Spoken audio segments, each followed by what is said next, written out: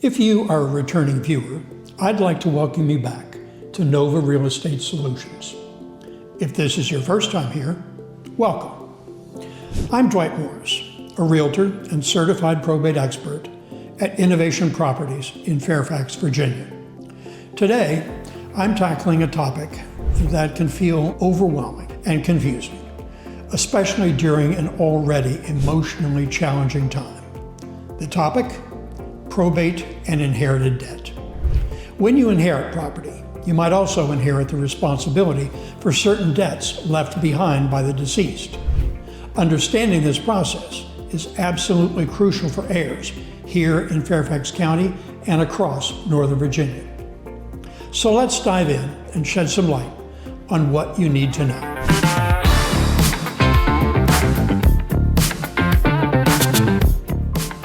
First, let's briefly touch on probate. Probate is the legal process of administering a deceased person's estate. This typically involves validating the will, if one exists, identifying and inventorying assets, paying off debts and taxes, and finally distributing the remaining assets to the rightful heirs. Here in Virginia, probate is handled through the circuit court in the county where the deceased resided. Now let's get to the heart of the matter: inherited debt. This is where many heirs have questions and understandably feel concerned. It's important to clarify up front, you are not generally responsible for the debts of a deceased relative simply by inheriting their property. However, the estate of the deceased is responsible for paying those debts. To better understand the types of obligations the estate might face, it's helpful to categorize them. We'll primarily be looking at secured debts, unsecured debts, and taxes. Let's start with secured debts. These are debts that are tied to a specific asset, acting as collateral. The most common example when dealing with inherited property is a mortgage. The lender has a lien on the property, meaning if the debt isn't paid, they have the right to foreclose and take possession of the property to recover their losses.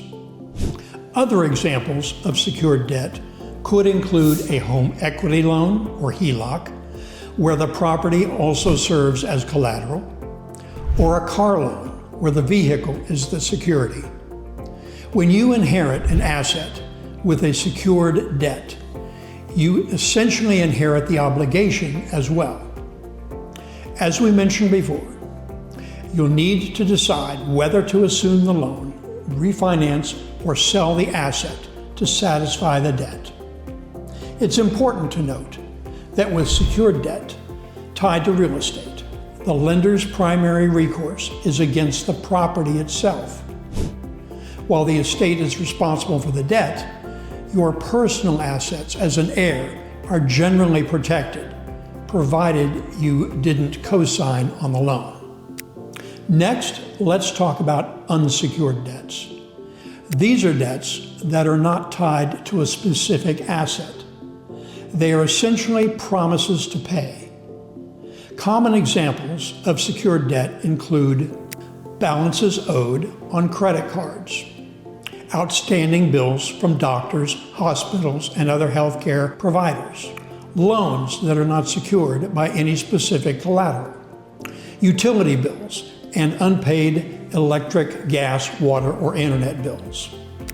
With unsecured debt, creditors will file claims against the estate during the probate process. The executor or administrator will then use the available assets in the estate to pay these debts according to Virginia law. Unlike secured debt, there isn't a specific asset that the creditor can automatically seize.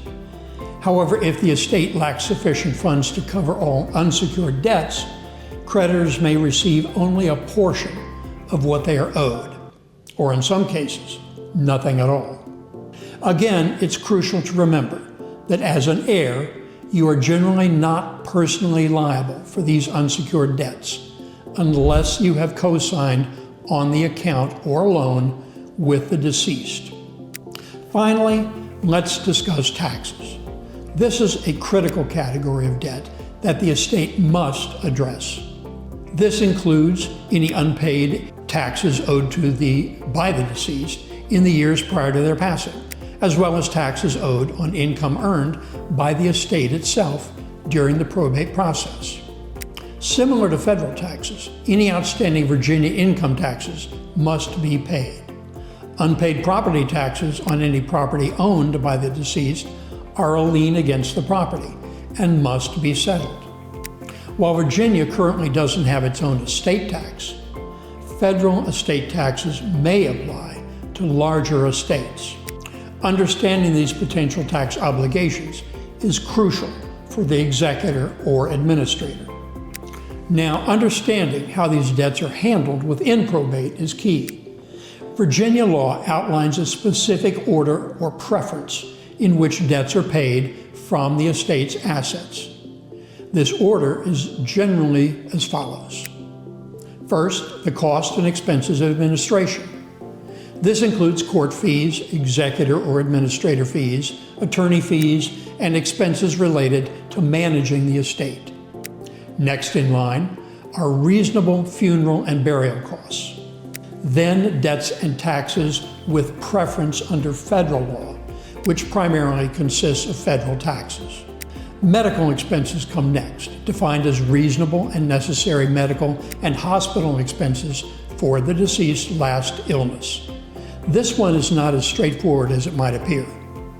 Virginia Code 64.2528, which outlines the order of preference for debts and demands, does not specify a precise number of days or months that constitute the last illness.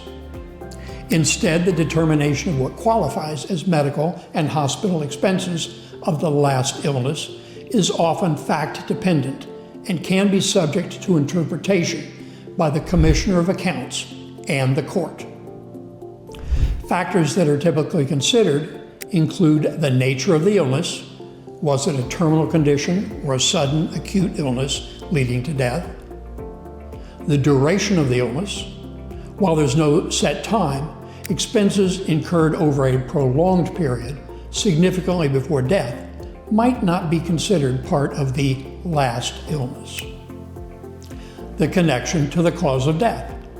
Expenses directly related to the final illness that resulted in the decedent's passing are more likely to be prioritized. So to summarize, while the law prioritizes medical and hospital expenses of the last illness, it does not provide a strict timeline. The determination is made on a case-by-case basis, considering the specific circumstances surrounding the decedent's final period of illness. It would be prudent for the executor or administrator to gather all medical bills and present them to the Commissioner of Accounts for review and determination of which expenses qualify under this priority. Consulting with a Virginia probate attorney is highly recommended for navigating these nuances. After medical bills, debts and taxes due to the Commonwealth of Virginia are prioritized. This includes state taxes and debts owed to the state. Next in order of priority are debts due to local governments, including county and city taxes and debts. And finally, we get to all other claims. This is obviously a broad category that includes unsecured debts like credit card debt and personal loans. As you can see, secured debts aren't explicitly listed in this order of preference because they are tied to specific assets. If you want to keep an asset with a secured debt, like the inherited house with a mortgage, that debt will need to be addressed either by assuming it, refinancing it, or paying it off. If the estate doesn't have other assets to cover the higher priority debts, the secured asset might need to be sold to satisfy those obligations first, and then anything remaining would go towards the secured debts or the heirs. For unsecured debts, they fall much lower on the priority list. If the estate does not have enough assets to cover the higher priority claims, unsecured creditors may receive little to nothing. As an heir, what are your options and what should you be aware of regarding inherited real estate with debt? Understanding the mortgage is important. If you inherit a property with a mortgage, you'll need to understand the terms of the loan. Can you assume the existing mortgage? Will you need to refinance? And what are the implications of not taking action? If the debt on the property is substantial, or you don't wish to keep it, selling the property through the probate process might be the most viable option. As a certified probate expert, I can guide you through this process, ensuring a smooth and efficient sale while navigating the legal requirements. In some cases, it might be possible for the executor or administrator to negotiate with creditors, particularly on unsecured debts, to reduce the amount owed. In rare circumstances, if the debts significantly outweigh the assets, an heir might choose to disclaim their inheritance. This means legally refusing to accept the property, thereby also avoiding any potential responsibility for the associated debt. This is a complex legal decision and should be discussed with an attorney before doing anything. It's absolutely crucial to seek professional guidance during the probate process, especially when dealing with inherited debt.